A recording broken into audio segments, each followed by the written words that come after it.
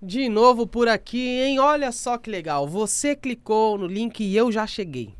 Esse vídeo é o vídeo que você vai ser fortemente edificado, porque é mais um episódio do YoungCast. E todo episódio do YoungCast sempre tem algo novo a acrescentar, sempre tem uma mensagem nova para sua vida, sempre tem um novo convidado que vai chegar trazendo para você um conteúdo edificante. Antes de mais nada, é importante que você se inscreva no canal, ative as notificações para que você não perca nada. E para você que gosta de ver aqueles cortes, gosta de compartilhar os nossos cortes, você pode ir lá no Instagram do YoungCast, que é no @YoungCast, e também no TikTok. Lá no TikTok você coloca @YoungCast e pode compartilhar os cortes no WhatsApp, com a sua família, com aquele amigo que você sabe que precisa ouvir as mensagens do YoungCast. Em nosso episódio de hoje, nós estamos recebendo o YoungCast, nós estamos com a safra muito boa de jovens pregadores e pastores, e eu fico muito feliz por isso, que mostra que, assim como eu, existem milhares e milhares de jovens que estão trabalhando pro reino. Isso é importante demais. No episódio de hoje, nós temos a alegria de bater um papo com meu amigo, que ele é pastor. Olha só, olha esse cara.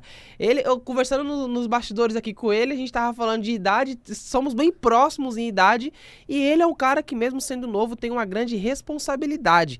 Ele é pastor da igreja local, itinerante, é um pastor que viaja o Brasil e o mundo levando a palavra do evangelho, e hoje ele deu uma pausa na agenda dele para nos atender. Nós o convidamos, ele aceitou e está aqui com a gente no estúdio AlphaCast. Senhoras e senhores, nós temos aqui meu amigo pastor Wellington. Seja bem-vindo, meu parceiro. E aí, André?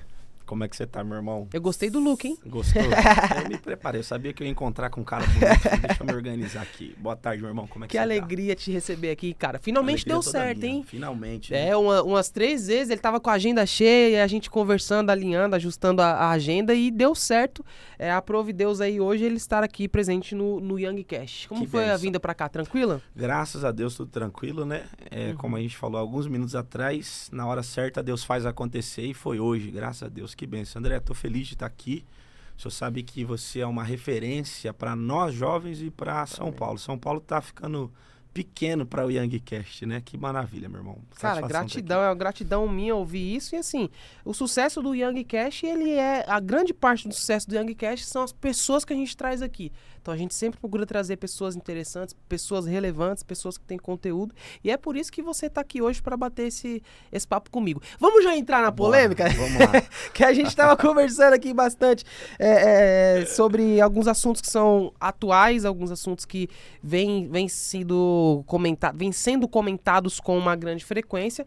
Mas antes de a gente entrar na polêmica, a primeira coisa, a gente sabe que você é um jovem pastor, tem apenas 34 anos Isso. e já lidera uma igreja. Já tem ali os seus liderados. Cara, eu quero que você fale um pouquinho, dá um resumo sobre o seu testemunho antes da gente já entrar aqui nas polêmicas. Bom, eu já carrego uma marca que agora ela tá um pouquinho menos pressionada, perseguida, porque eu tô com 34 anos. As pessoas que me conhecem sabem que ali na região de Zona Sul, em Budas Artes, sou ali conhecido como Bispo Wellington Ricardo. Eu tô trabalhando ali já há uns 6 ou 7 anos, mas a minha origem ela é um pouquinho antes disso, né? Eu sou filho de pastores, inclusive mandar um abraço aqui pro apóstolo Wagner e a bispa Lúcia, que são os meus pais da fé e também os meus pais biológicos. Meu pai trabalhou durante mais de 30 anos, metade da vida dentro da Deus e Amor. Foram 22 anos pastoreando, 34 países viajados, só criando, né, dando aquela estrutura para que as igrejas fossem abertas, África, Europa e tudo isso. E eu cresci vivendo isso. Tive um intervalinho dos 15 aos 16 que eu fui pro futebol, tentei o profissionalizar ali e tal, tudo, tive bastante êxito, mas depois veio o chamado de Deus e aí a gente adentrou. Hoje eu sou casado, tenho uma esposa que não está aqui hoje por causa das pequenas, tenho 4 filhos, a saber, minha filha mais velha tem 17 anos de idade. Então eu tenho uma filha com 17, um menino com a Maria Eduarda, né, tem 17, o Vitor Gabriel tá com 11 anos de idade agora, e as 2 pequenas que veio para calar minha boca, o André, elas vieram para quebrar, André. Eu sempre dizia assim, né, o dia que eu tiver um filho que ele faz birra comigo e essas coisas todas, ele vai ver. Eu tenho 2 pequenininhas, Maria Eduarda e Valentina, uma com 5 anos e a outra com 3. Elas fazem o que quer, as donas, E assim, a gente vai seguindo. Então, Agora, você imagina o dia que as suas filhas descobrirem, ó, o dia que elas vem. descobrirem Aí que, vem que, tem, essa... que você, cara, que você tá na mão delas.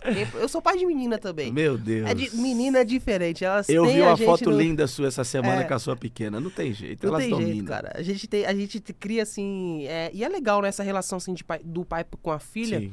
Porque, cara, a gente cria um afeto, assim, que é realmente diferente, aquela proteção do pai. O meu menino, ele joga, né? Tá no clube, tá treinando, vai ser jogador. Ó, grava aí, hein? Isso. Tá gravado. Vai ser. Ele Isso tem. aí. Eu conheço, ele tem qualidade.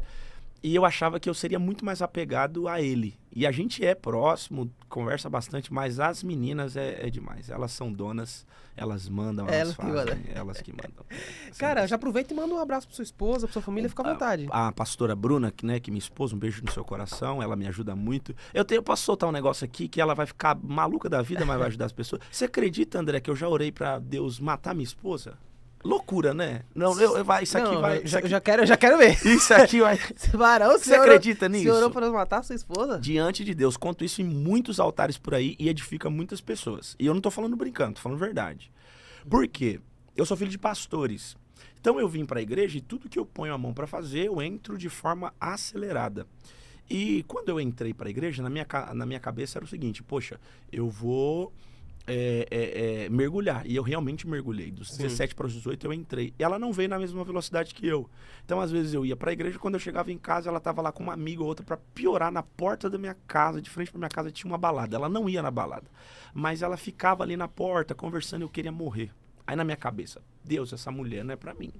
Essa mulher não é pra mim, não é pra mim, não é pra mim.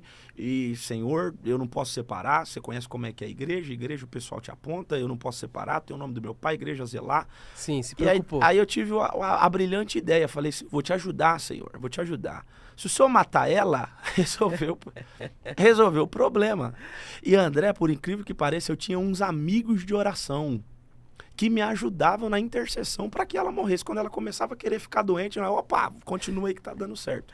Até que um dia, cara, eu tava dentro da minha casa, morando em 2 cômodos, passando uma luta terrível, e foi uma das primeiras vezes que Deus falou literalmente ao meu coração. E aí Deus me fez uma pergunta, falou, o que é que você quer? E eu disse, eu quero que o Senhor tire essa mulher da minha vida. Se for matando, é assim que você quer? Eu falei, é.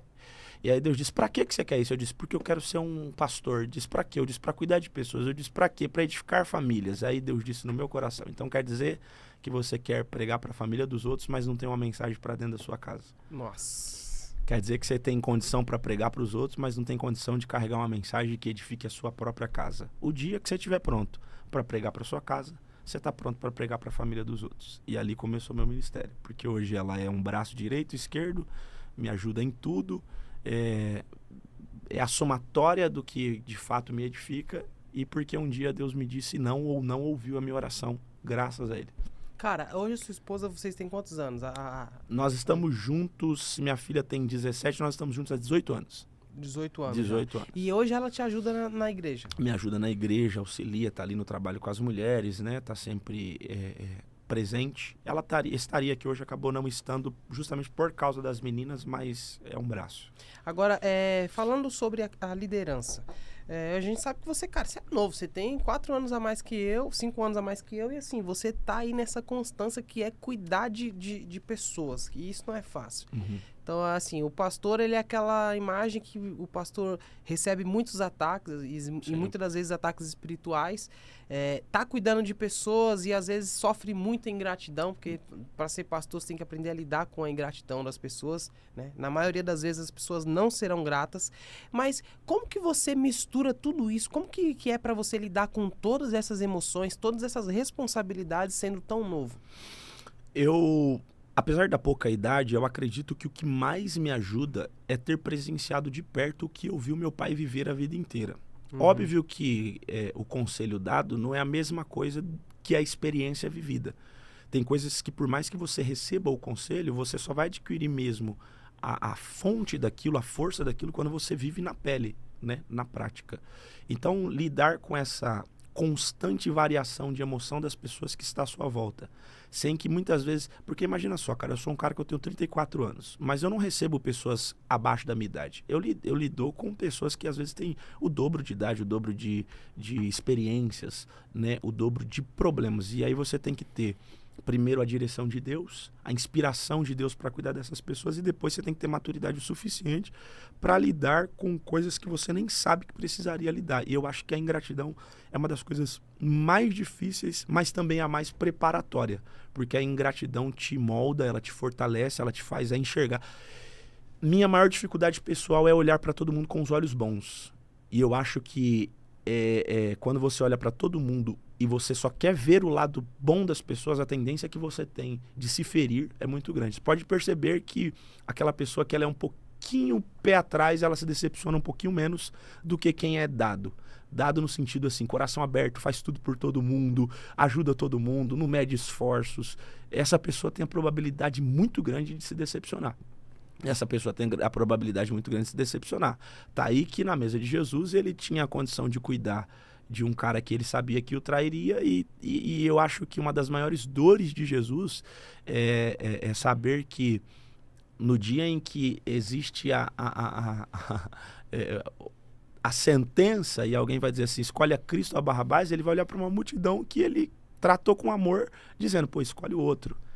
Então eu acredito que quando você é totalmente entregue, seu coração está totalmente aberto e você vem entendendo que você só quer o melhor das pessoas, e daqui a pouco aquela pessoa que você fez tudo por ela, você dá a vida por ela e ela não dá sequer respeito por você. Eu acho que se torna ingrata. Se torna ingrata. Lidar com isso é muito difícil. Cara, a verdade é, as pessoas hoje em dia, elas estão muito ingratas.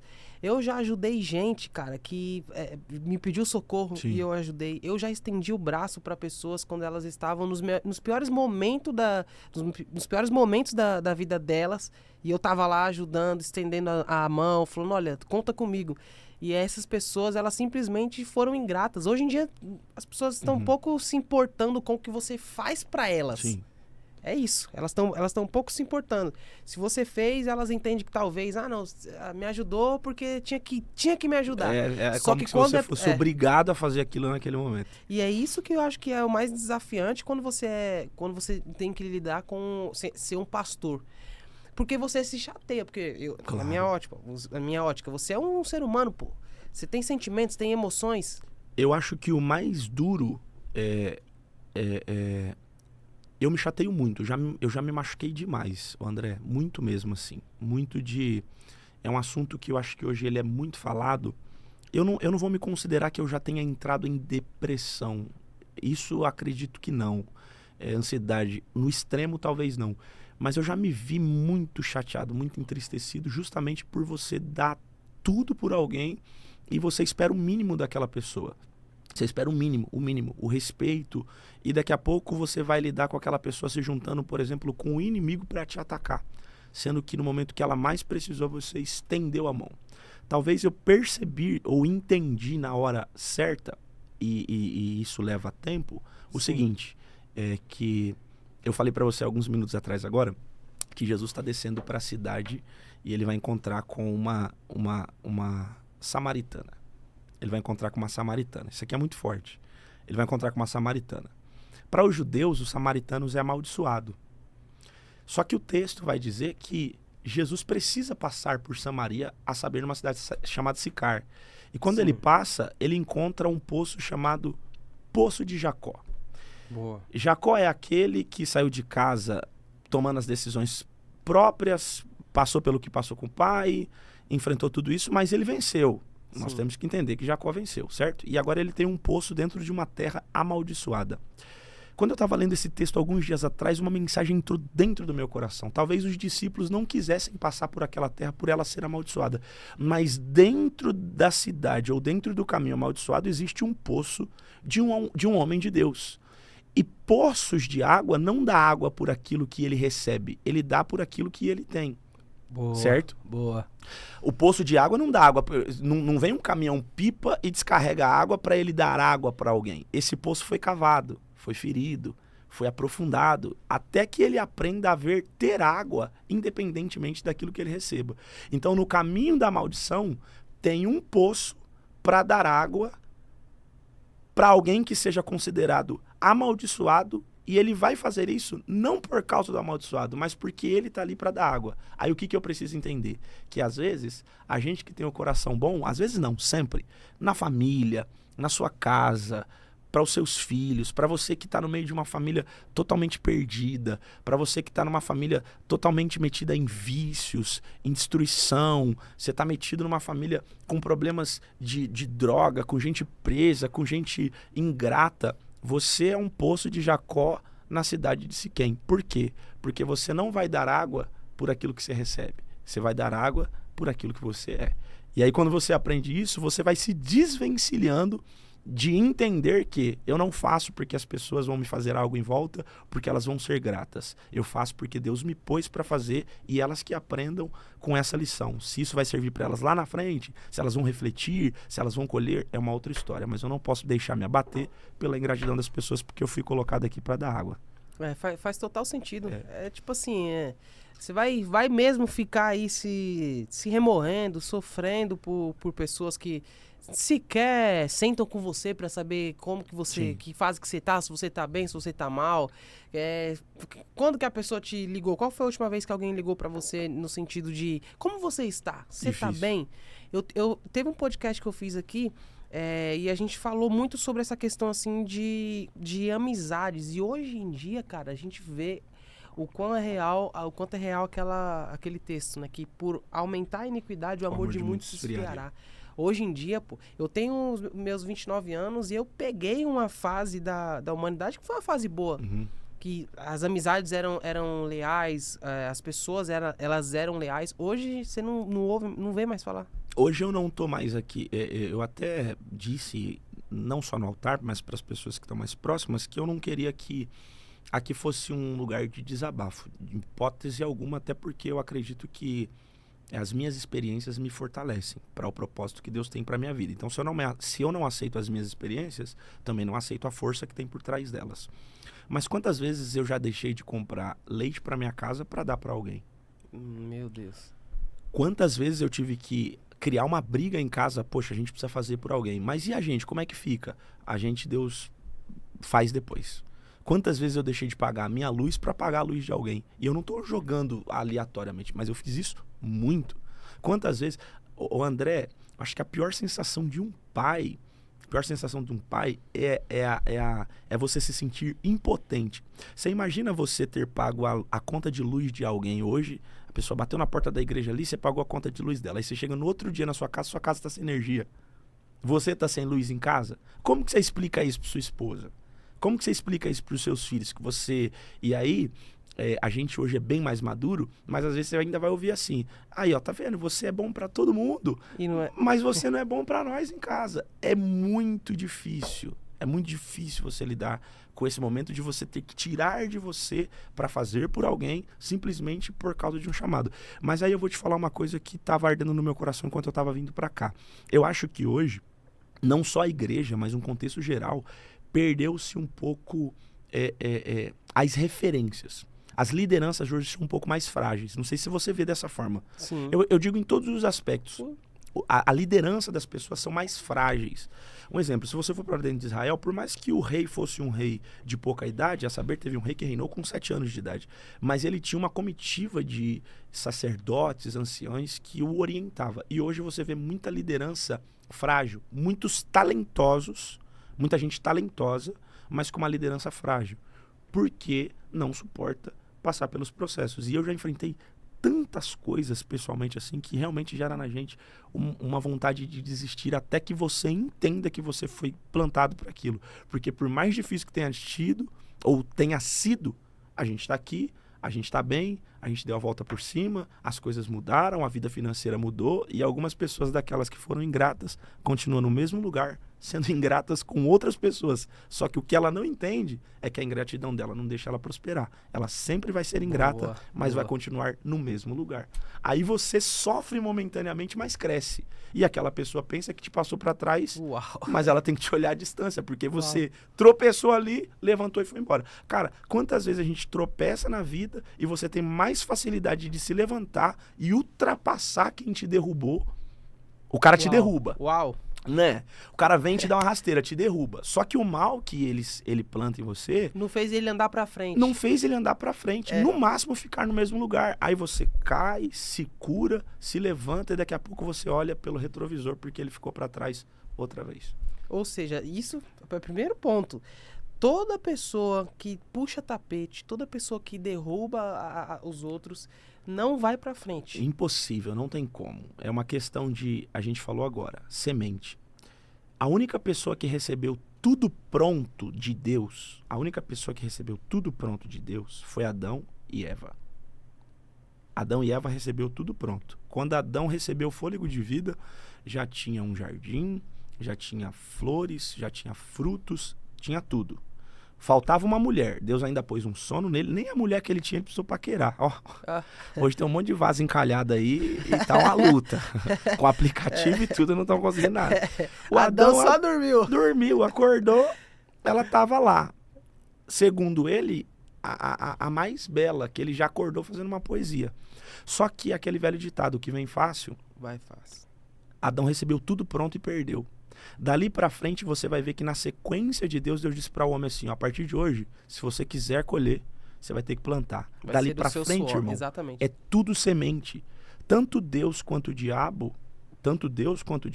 o diabo não tem influência pra me fazer. Por exemplo, o cara fala assim, pô, eu fumo e o diabo... Tá, eu concordo que tem as influências, os ataques, mas o diabo não vai no mercado comprar um cigarro. O diabo não põe você dentro do Uber e leva você pra balada. O diabo não põe um revólver na sua mão e faz você atirar. Ele te pressiona, mas a decisão é sua. Então, automaticamente, tudo é semente. Deus e o diabo nos dá semente. E a gente decide aquilo que a gente quer plantar. E aí, quando eu decido o que eu quero plantar, eu determino o que eu vou colher. Expressão que muita gente conhece. Deus é amor e na qualidade de amor, ele permite você plantar o que você quiser. Mas na qualidade de justiça, o homem vai plantar aquilo que ele colheu. Então, como é que o cara que puxa o tapete do outro vai colher coisas boas? Ele colhe por um tempo a queda do irmão e ele fica feliz com isso. Só que vai passar o tempo, irmão. E o cara que caiu vai levantar, vai dar a volta por cima, esse cara vai crescer, esse cara vai prosperar, esse cara vai dar a volta e, incrível que pareça, lá na frente esse cara que caiu tem um testemunho. Lá na frente ele tem um testemunho incrível. Poxa, porque eu passei por isso, passei por aquilo, me derrubaram, eu fui caluniado, fui envergonhado. Aí ele se levanta, passa na frente. E o cara que puxou o tapete? Ele só vai ter uma história ruim para contar, não terá um legado, porque quem puxa tapete será derrubado. E não é pelos outros, é pela própria atitude, né? Plantou, colheu. Plantou, colheu. Isso que você tá falando faz total sentido. Eu estava conversando há um tempo atrás com os amigos e tal, e aí meu amigo tava conversando comigo, ele falou, cara, teve um afastado da igreja que chegou em mim e falou assim, cara, por que quando eu tava na igreja minha vida era tão dura? Minha vida, no tempo que eu tava na igreja, cara, minha família passava necessidade, a minha esposa não conseguia comprar uma roupa, dar uma casa decente, ter um carro. Eu sofria demais quando eu tava na igreja. Saí da igreja, agora eu tô prosperando. Só foi sair da igreja que agora as coisas deu certo. Eu tô com um carro na garagem, a casa, consegui comprar a minha casa, meus filhos estão bem, a minha esposa está bem. E aí vem aquela pergunta, né? O que você responde pra um cara desse? A sua mente na hora ela te confronta. O que ela vai falar pra um cara desse? Porque, pô, o cara tava na igreja, tava tudo ruim. Saiu, tudo ficou bom. Mas aí eu acredito que seja essa a sua resposta, porque assim, isso se trata de campo, tempo e colheita. Pegou. Mano, é campo, tempo e colheita. O que você tava fazendo quando você tava na igreja? Plantando coisas boas. Você tava trabalhando? Eu tava trabalhando. Plantando coisa boa. E o que você tá... E você saiu da igreja... Só que assim, Deus não deixou de ser fiel. Ele não vai deixar de honrar sua semente. Você tá colhendo o tempo que você plantou. Você tá colhendo o que você trabalhou. E às vezes esse cara não entende que o tempo que ele tava vivendo mal na igreja era a colheita do tempo. De um tempo anterior. E que talvez ele vá colher um tempo futuro que não vai ser tão bom, porque ele não tá na igreja hoje. E aquele velho ditado assim, né? Homens fortes. Você já deve ter ouvido essa expressão. Homens fortes fazem tempos difíceis ficar fácil. Aí os tempos fáceis fazem os homens fortes ficarem homens fracos. Aí os homens fracos fazem os tempos fáceis se tornar difíceis outra vez, porque é um ciclo.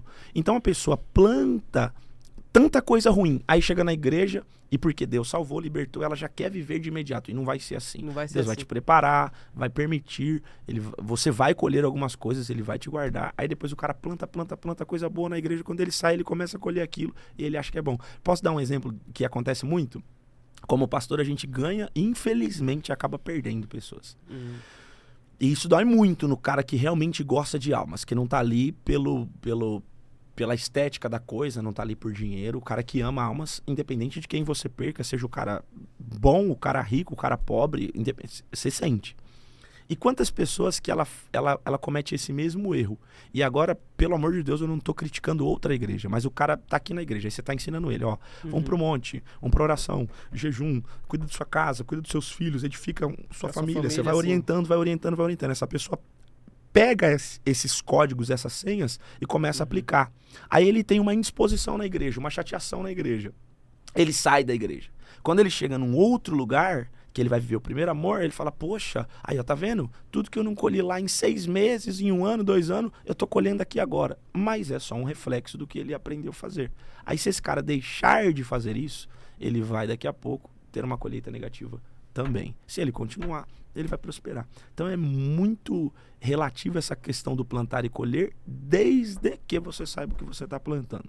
Porque tudo aquilo que o homem semear, irmão, vai passar céus e terra, mas ele vai acabar colhendo. E é exatamente aquilo que ele planta, é o que ele vai colher. É muito forte isso. Né? Não existe esse negócio de você plantar uma semente e colher um fruto que não foi aquele que você plantou. Exatamente. Né? Então até nisso Deus é justo, né, cara? A infidelidade, a nossa infidelidade, ela não anula a fidelidade de Deus, né? Quer uma boa? Quer uma boa? Posso soltar uma Manda. boa? A semente você pode ocultar, mas a colheita não. Boa. Vou repetir. A semente você consegue ocultar. Uau. Você pega a semente, esconde na mão, esconde na terra, mas a colheita não. É por isso que a Bíblia nos ensina, e Jesus disse o quê? Que você conhece a árvore pela semente? Não. É pelos frutos. Porque a semente você esconde, mas a colheita não. Então quando você vê alguém, vamos em Jonas, o cara estava colhendo tempestade, mas porque ele semeou essa tempestade, ok? Então, às vezes, a gente, com o coração bom, você quer tirar pessoas de uma colheita, você quer tirar pessoas de uma tempestade que ele está colhendo, porque você não conhece as sementes dele. Eu demorei, cara, demorei, pra querer saber quais são as sementes que alguém plantou. Porque normalmente as pessoas te procuram e falam, poxa, eu tô... Hoje, será que eu posso falar isso aqui? É pessoal, mas eu não vou citar nome, eu acho que eu posso, né? Hoje eu recebi uma mensagem assim, ó. Eu te mostro aqui, eu vou pôr nela aqui pra você ver. Ó, eu recebi uma mensagem assim. Não é uma exposição porque eu não tô falando o nome. Ó. Uma pessoa me mandou uma mensagem cedo de cortar o coração. Você vai ver que tem uma mensagem e tem um áudio, pode ver. Certo. E ele me mandou uma mensagem, lê aí você mesmo, uma mensagem aí falando sobre... De hoje aí, ó. Você vai ver, pode ler.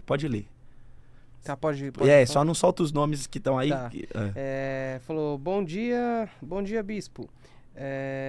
Pode me ajudar com uma cesta básica, por favor? Aqui em casa tá sem nada pra comer. E aí ele ressalta aí que tem os filhos e tal, e tudo, né? Só eu que tô trabalhando. Mas esse sou eu que tô trabalhando aqui, já é uma resposta ao áudio que eu mandei pra ele hoje. Mas por que eu mandei esse áudio? Porque se fosse antigamente, eu já fechava os olhos, cara. Ligava aqui, ó, fulano, leva a cesta lá, ó, tal e tal. E fazia sem medir esforços, não que hoje eu meça. Mas hoje eu aprendi a colocar um nível de dificuldade em tudo, sabe? Porque eu disse pra ele agora, falei assim, ó, você quer mudar de vida ou você quer uma cesta básica? Eu não tenho problema em te dar 100 cestas básicas, mas desde que você esteja com Deus no altar fazendo o que é certo. Porque não é a primeira vez que eu vou te ajudar e não vai ser a última desde que você plante as coisas certas. Então o que vai adiantar eu ficar mandando cesta básica para sua casa? Eu tô te incentivando a nunca crescer, nunca evoluir. Se você se aproximar de mim, eu vou te orientar, eu vou segurar a sua mão, vou socorrer seus filhos, a sua família, mas eu quero que você ande com Deus, porque senão a Bíblia ensina isso. Se eu não te orientar a plantar certo, a sua falta de colheita vai tirar até as sementes que eu planto certo, porque eu estou te dando algo que você, entre aspas, por mais que você esteja passando por dificuldade, tenha filhos, nesse momento você está colhendo o que você está plantando. Você está colhendo uma semeadura. Está engolindo a semente. Você está engolindo a semente. Então o que acontece? O cara esconde a semente e só te mostra as colheitas. E aí Jesus já está te ensinando. Quando você olhar para uma árvore, olha para os frutos. O fruto que você vê nela vai representar o que ela está semeando. Então, cara, muita gente consegue escolher o que planta, mas não vai conseguir escolher esconder o que colhe. A colheita fala muito sobre o que você planta, tá colhendo. Tem o tempo da luta? Tem. Um amigo meu falou isso para mim esse dia. Ele falou assim, tem uma diferença entre luta e provação. Porque a provação é aquela que Deus manda, não tem como fugir. E ser provado por Deus é para ser aprovado, é só esperar. Agora a luta não. Sansão estava tranquilo, Deus deu para ele só uma ordem. Não se mete com Filisteia. O que ele foi fazer? Ele foi se meter com as mulheres da Filístia. Então, ele foi buscar uma luta, ele foi atrair uma luta, ele não precisava disso. Ele até poderia ter provações, mas luta não. E tem gente que pega a luta com as duas mãos, traz para si, e quando a luta chega, ele procura alguém para resolver. Então, se eu aprender a utilizar das sementes que Deus me dá, minhas colheitas não vão me deixar refém de ninguém. Esse assunto aí sobre semente é algo que a gente fala bastante porque isso transcende até a religião, né? Muito. Porque muitas pessoas fazem esse tipo de comentário. Por que o ímpio prospera? Sim. Por que o ímpio prospera, né? E é o que você falou, a gente olha o fruto. Sim. Só que dependente do cara nunca ter ido numa igreja, se o cara é cristão ou se o cara é ímpio, a verdade a pergunta não é por que ele prospera. A pergunta é o que ele planta. Exatamente. Porque todo mundo quer ver o palco. As pessoas, na verdade, só veem isso, né? O Instagram tá aí pra provar. Sim. Todo mundo quer ver a foto no carro novo. Todo mundo vê a foto da casa nova. Todo mundo vê você bem arrumado, vestido, viajando pra aqui e pra lá. Só que ninguém vê o que você tá plantando, o tempo que você passa plantando. Ninguém vê o quanto você trabalha, ninguém vê que você sai de manhã, chega tarde em casa, acreditando no que você vai colher. Ninguém vê que às vezes você vai pro trabalho, sai do trabalho, corre pra faculdade para fazer um curso, para se especializar em alguma área, para passar a ter uma colheita. E a impressão que fica é que as pessoas que elas olham demais para a vida dos outros são pessoas que não plantam. Não Porque semeiam. quem não planta tem tempo para perder em internet. Quem não planta tem tempo para perder analisando a vida do outro. É aquela história. Eu paro de remar com o meu barco para ver o quanto o meu adversário está ou na frente ou atrás de mim. É muito forte, hein? Muito forte, realmente. O quanto a pessoa está... Ou seja, quando você não traciona algo na sua vida para eu vou tracionar e eu vou aqui, ó. Eu vou pegar e eu vou focar. O meu foco é esse. Quando você foca em algo, você não tem tempo para olhar para a vida de fulano, de A e nem B. Porque você entra naquele processo de vou plantar. Com certeza que eu vou colher. Vou plantar, eu vou colher. Vou plantar, eu vou colher. Aí você vê pessoas que elas fixam os seus olhos em um alvo e elas não desistem desse alvo. Elas permeiam, lutam, se entregam por aquilo, elas acreditam tanto no propósito que elas têm, que elas não têm tempo de derrubar o outro. A saber, um exemplo para isso é Davi. Davi não teve a oportunidade de matar Saul? Sim. Mas ele estava tão fixo com o olhar no seu propósito que ele sabia que ele não precisava derrubar ninguém para chegar onde ele chegaria. E aí, quando você sai do evangelho, você vai ver pessoas que elas prosperam simplesmente por terem foco e semente. Foco, exatamente. O cara tem foco, o cara sabe para onde está indo. Eu trabalho dentro de uma comunidade e o que eu mais tento levar para as pessoas é que elas aprendam que não é porque eu nasci aqui que eu tenho que morrer aqui. Eu preciso ter um alvo, eu preciso ter uma referência, eu preciso saber para onde eu estou indo. Se eu não sei para onde eu estou indo, qualquer lugar serve. Quando eu sei para onde eu estou indo, eu começo a adquirir as ferramentas para chegar até esse lugar. Então, você chega num cara que esse cara é um menino. Por exemplo, vamos falar do André aqui. O André é um pai que está no Alphaville, o cara que está explodindo dentro desse mar de possibilidades que é a internet, o Instagram, o YouTube e agora os podcasts. Você vai completar 30 anos. Tem cara que com a tua idade, meu irmão, o cara nunca saiu do bairro que ele mora. O cara nunca levou os filhos para um restaurante. Esse cara nunca produziu nada. E se ele olhar pra você, ele ainda vai falar assim, pô, o André nunca vai, é um filho de papai, o cara, ele não sonha que você teve que almejar algo, plantar, correr atrás, lutar, e vai aqui, bate lá, e uma porta fecha, mas você não desanima, tem outra. Então, eu não tenho o direito de querer colher aquilo que eu não plantei.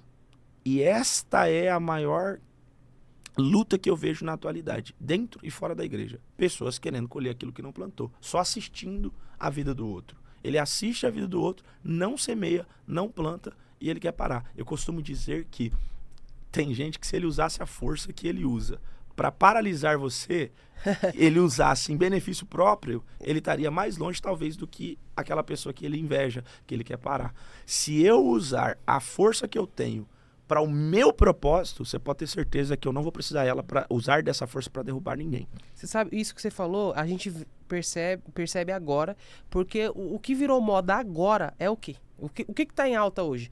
Falar da igreja que tem a parede preta. Nossa.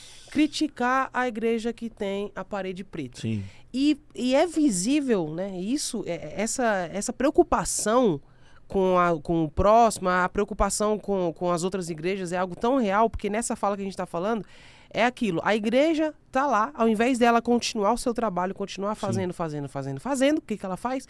Ela para olhar a igreja que tem a parede preta. E eu pensei algo hoje, que muitas guerras que Israel venceu, você vai lembrar disso porque você é um conhecedor de Bíblia.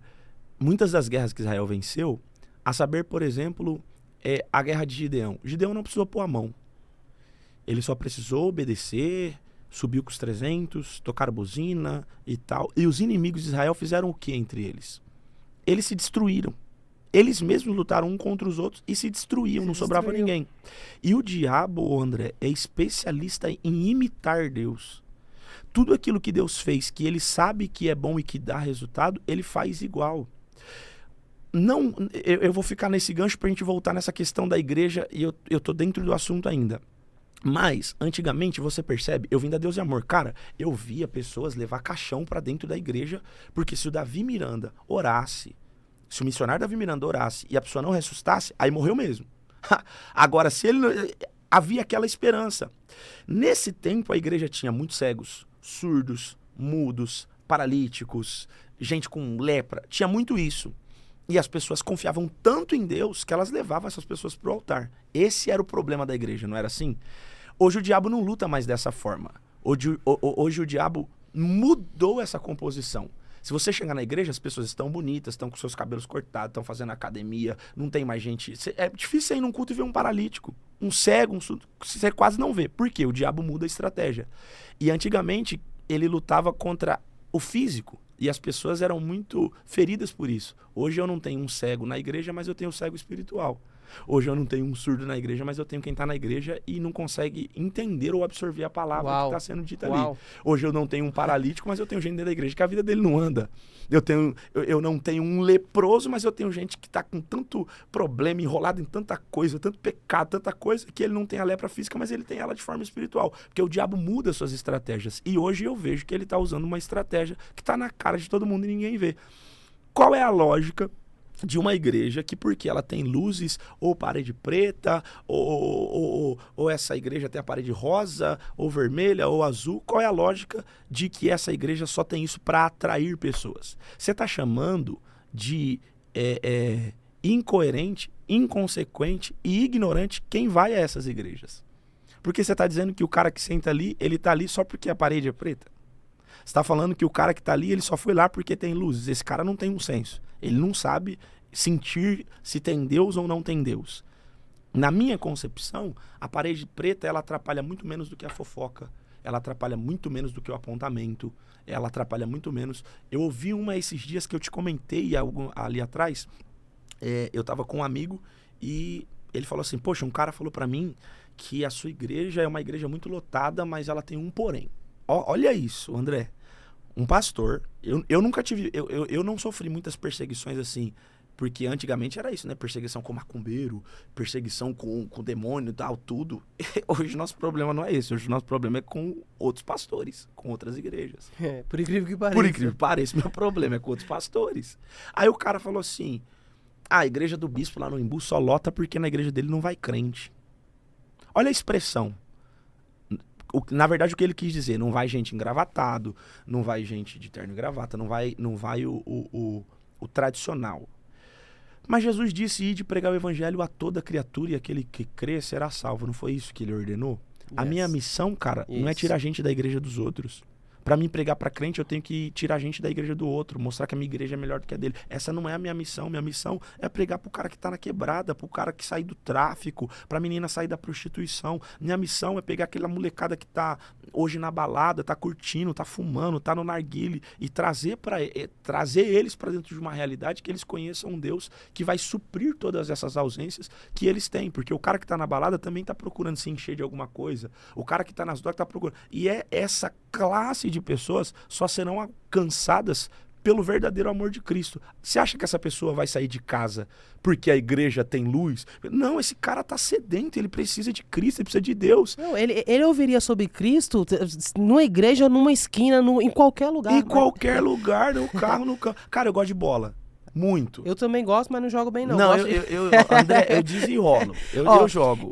Quando eu vou jogar bola, o pessoal fala que eu sou âncora, que é só eu entrar no time que afunda. Eu gosto muito de bola, cara. Gosto muito de bola. Eu acho que gosto muito de futebol, no contexto geral. E eu uso isso em pró à igreja. Eu tenho um time chamado 300. Meu time se chama 300, se procurar no Instagram. E o técnico, como é o nome? Gideão? O técnico tem Gideão 300. E, cara, quanta gente a gente salvou pelo futebol. Sim. Gente que vai na igreja por causa do futebol. Poxa, eu achava que igreja era outra coisa. Ele não tá pegado numa bola de futebol. Que estratégia para levar a gente para a igreja. Não é estratégia para levar a gente para a igreja. É caminhos para que corações sejam abertos para Jesus entrar. Porque religião é o homem construindo uma escada para chegar no céu. Evangelho é Jesus pendurando numa cruz para chegar na terra. Então eu preciso preparar o caminho, preciso preparar o terreno. E essa questão da parede preta, cara, eu acho que é... Você pregaria numa igreja com a parede preta? Eu prego muito. Vou muito. Muito. Vou em todos os lugares. E aí a gente só precisa aprender a fazer leitura. Porque a mensagem é a mesma. Boa. A mensagem é a mesma. A finalidade é a mesma, salvação, só que você tem que fazer leitura do ambiente que você tá. Não adianta eu chegar numa igreja da parede preta e querer que o povo vai rodar comigo no mistério, que eles não vão. Há alguns lugares, Deus ainda desce com a graça tão grande que todo mundo se envolve, daqui a pouco eles estão envolvidos. Eu fui pregar, você lembra do bispo Paulo Moura? Com certeza. Esse cara é uma referência. Ele era o cara que trazia o jogador de futebol e tal, tudo. E minha primeira experiência, a igreja dele não era parede preta, mas era uma igreja bem aberta. Aí eu fui pregar na igreja dele pra jovens. E fui tudo socialzinho e tal. Ó que bacana. Fui todo socialzinho, cheguei lá. Quando eu cheguei pra pregar, uma molecada que eu não tava acostumado. Boné na cabeça e tal e tudo, e não sei o que, cara. Comecei a pregar e Deus foi eu fui me achando. Sim. Que eu cheguei lá tudo perdido. Mas fui me achando. Quando chegou o ápice, que Deus tomou a casa, tinha um menino, André, dançando break. Dançando, literalmente, passos de break, assim. Eu olhei pra ele, meu coração deu aquela travada. Eu falei, pô, que falta de referência. Ele tá dançando. Aí o Espírito Santo entrou na minha alma, falou, olha direito. Olha pra ele direito. Aí eu olhei direito, o moleque dançando break e a lágrima descendo no olho dele, assim. Ele chorando. Aí o Espírito Santo falou assim, talvez, entre você e ele tá adorando mais do que você. Porque ele nem percebeu você e você tá conseguindo perceber ele. Ele tá tão envolvido comigo que talvez a adoração dele é maior do que a sua aqui hoje. Você veio e pregou e tá querendo impedir a adoração dele. É isso que eu vejo.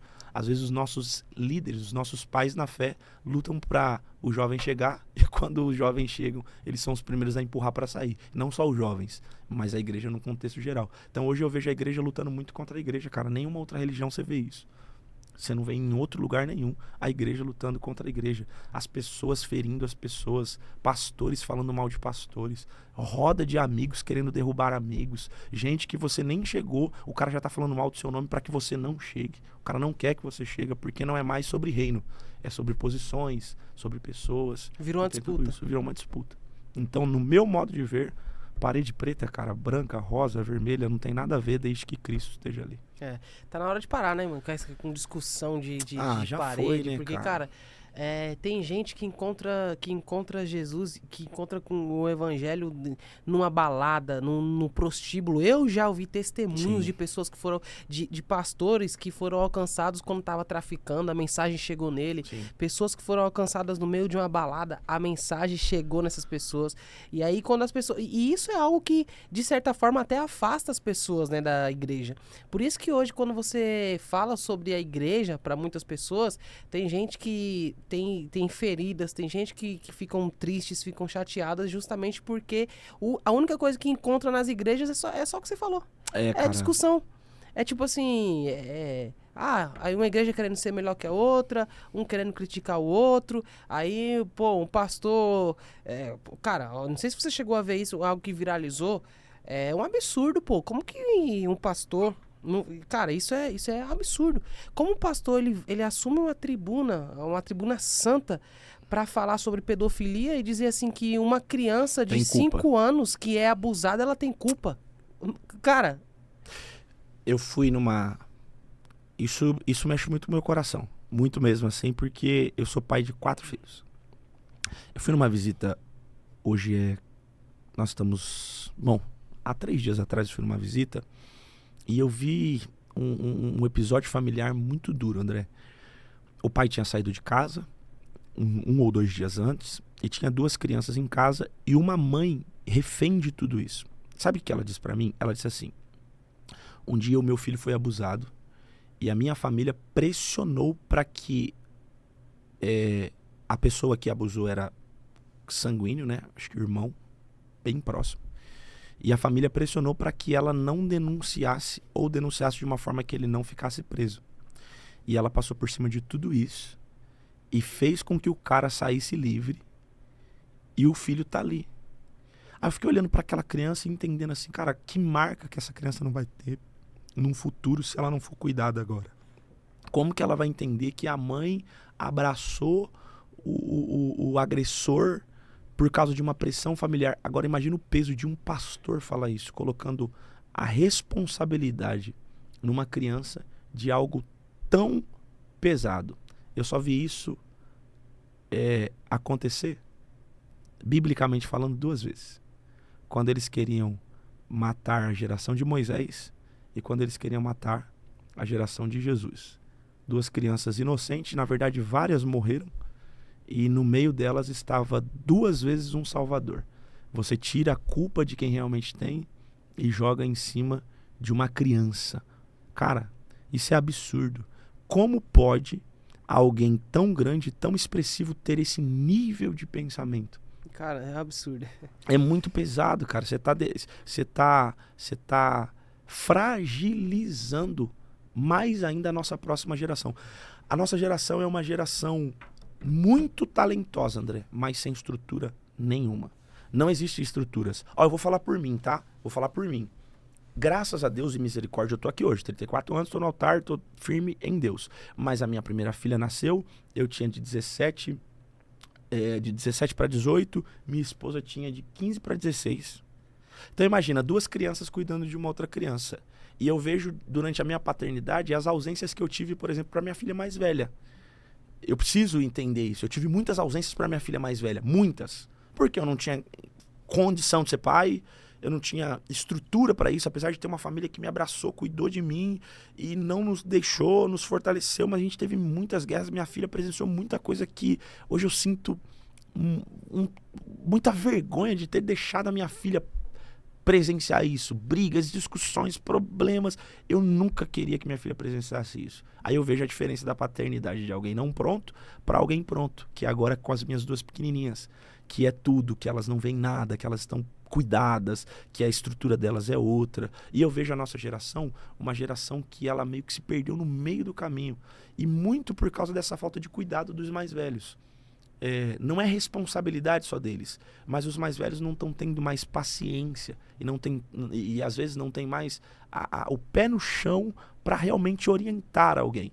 As preocupações são outras, né? Os interesses são outros. E aí eles não têm mais paciência de sentar com o menino e fazer o menino virar um homem. Então colocam líderes novos, gente sem experiência, eu posso ser sincero, a necessidade da nossa igreja, meu pai é pastor presidente da nossa igreja, a necessidade da nossa igreja de homens maduros me fez entrar pro evangelho, correr pro evangelho. Mas eu quase morri no meio da caminhada e vi muitos outros morrerem. Por quê? Porque a falta de estrutura, falta de cuidado gera isso. Agora imagina, como que alguém que está dentro da igreja vai receber uma mensagem como essa de um pai da fé dizer assim, a culpa é de uma criança. Como é que esse pai vai ter uma estrutura emocional, psicológica para poder absorver isso, levar para casa e lidar com esse assunto em família? Eu tô falando para você que eu vi a mulher chorar porque ela tem um trauma na alma de ter defendido o bandido enquanto o filho sofria. Você vê no semblante dela a angústia, a tristeza, a dor de uma mãe que passou por isso. Agora, quantas pessoas no mundo já não foram abusadas e não tiveram seus filhos abusados? E aí alguém vem e inverte os valores. Põe o culpado como livre e o livre como culpado. Ainda bem que a Bíblia diz que Deus não tem o inocente por culpado e o culpado por inocente. O homem alivia, mas Deus não. Deus vai cobrar. Agora, Bispão, vamos agora falar aqui de alguns assuntos, né, que são alguns são bíblicos, né, alguns Sim. assuntos bíblicos. Falando sobre Pedro, fala sobre Pedro ali no episódio que eu gosto muito dessa parte da Bíblia. Qual a sua visão diante dela? Que é quando Pedro, o soldado vem pra cima e Pedro arranca a espada. Cara, Pedro, ele é uma referência pra gente de muitas coisas, né? Pedro é referência do cara explosivo, do cara dinâmico. Sim. Mas ele também é referência de obediência. Por quê? Porque por mais que ele tenha sido explosivo ou qualquer coisa do tipo, quando Jesus aparece para Pedro na beira da praia e fala para ele assim, cara, joga a rede do outro lado. Ele nem questiona, ele fala assim, o senhor tá mandando, tô jogando. Boa. Mas ele é um cara Boa. explosivo. Sim. Só que mesmo sendo explosivo, ele é um ícone de obediência. Pedro sabe obedecer. Isso ele sabe fazer bem. Tanto que tem um episódio que eu gosto, antes desse dele arrancar a espada, que diz que Jesus está conversando com seus discípulos e aí ele faz uma pergunta, quem dizem que eu sou? Aí todo mundo dá a sua resposta e Pedro fala assim, ó, tu és o Cristo. Aí Jesus fala, disse bem, e tu és Pedro, Petros, pedra, e sobre essa pedra eu vou edificar a minha igreja. Alguns versículos depois, Jesus está dizendo que vai ser crucificado, Pedro entra na frente e fala, não, Senhor, tem misericórdia de ti. Aí Deus olha para Pedro, mas fala com o diabo atrás dele. Fala assim, para trás de mim, Satanás que me serve de escândalo. Aí ali eu amo. Por quê? Porque Deus está olhando pro Pedro, mas está falando com o diabo. Ele quis dizer mais ou menos o seguinte, Satanás, sai fora porque o Pedro eu vou usar. Eu preciso... Uau. Satanás, sai que o Pedro vai ficar, eu preciso dele. Então Pedro é um símbolo para mim de obediência. Agora, você já parou para se perguntar por que depois de andar com Jesus durante 3 anos, Pedro ainda carrega uma espada? Por que ele ainda tem uma espada na mão? Você acha que se Jesus olhasse para Pedro e falasse para Pedro assim, ó, não quero mais você andando armado, Pedro não já teria largado essa espada? Minha concepção, com certeza, debaixo de uma ordem do Cristo, Pedro teria largado a espada. Só que o dia em que Pedro arranca a orelha, não do soldado, mas do aprendiz sacerdote Malco, Pedro pega a orelha, coloca no lugar. Aliás, Jesus pega a orelha de Pedro, do Malco, coloca no lugar, olha pro Pedro e fala assim, Pedro, quem com ferro fere, com ferro vai ser ferido. Uau. Por quê? Não adiantava ele tirar da mão de Pedro uma espada que ainda não tinha saído do coração. Então não adiantava o Pedro deixar para trás se ainda estava dentro dele a utilização da espada. O dia que ele viu isso acontecer, uma orelha ser colocada no lugar, o impacto, nunca mais o Pedro iria querer saber de uma espada.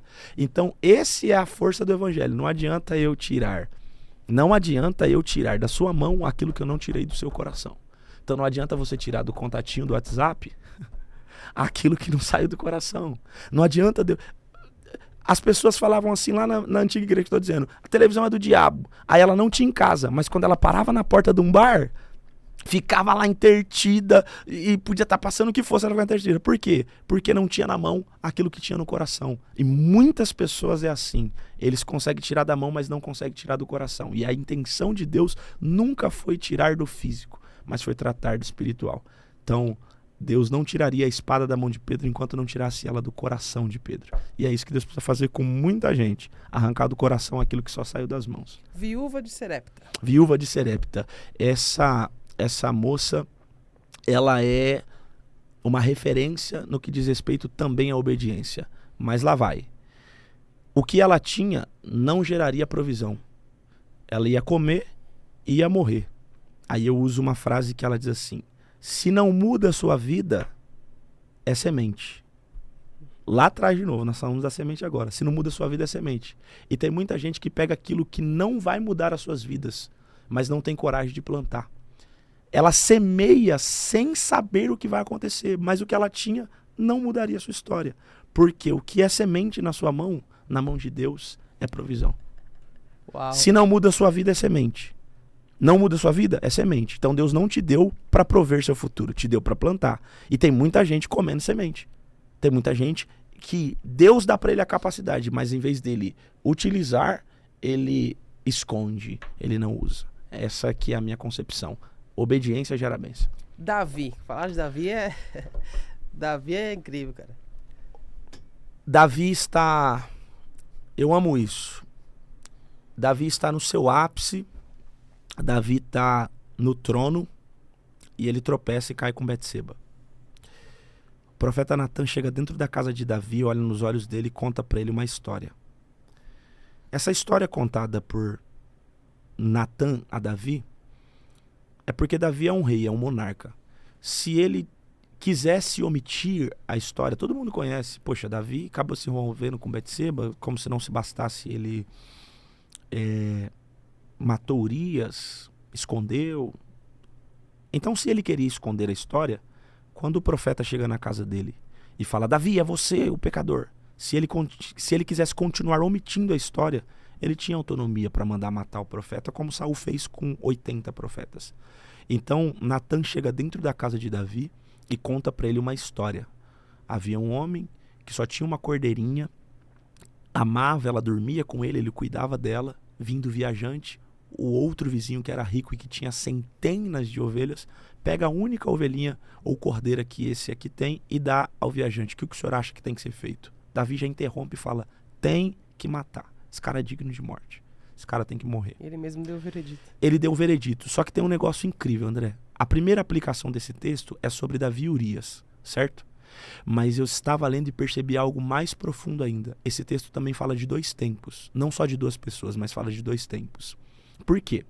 Porque fala de Davi como rei e fala de Davi como pastor.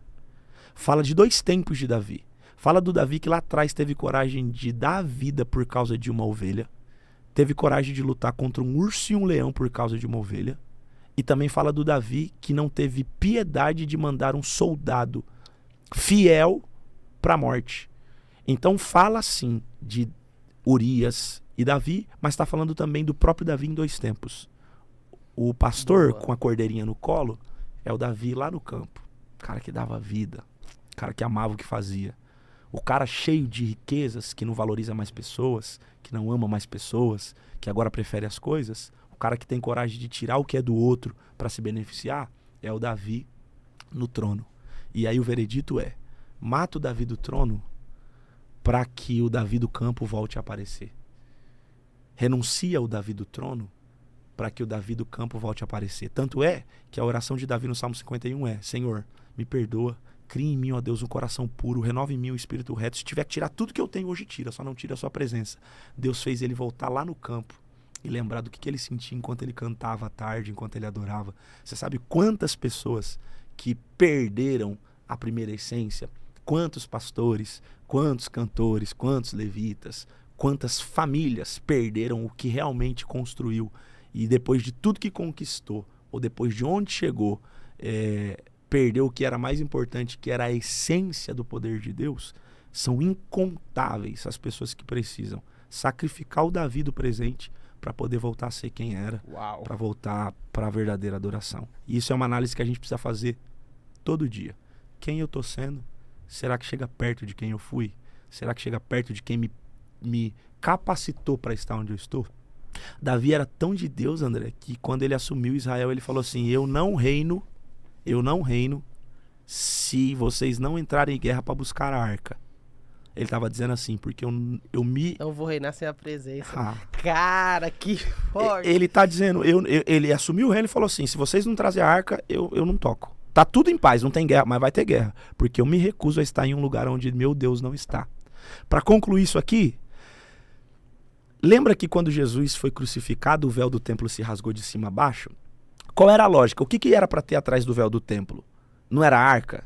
A lógica era para ter a arca. O véu do templo era o que separava o santo dos santos. Mas quando Jesus morre, o véu do templo se rasga de cima a baixo.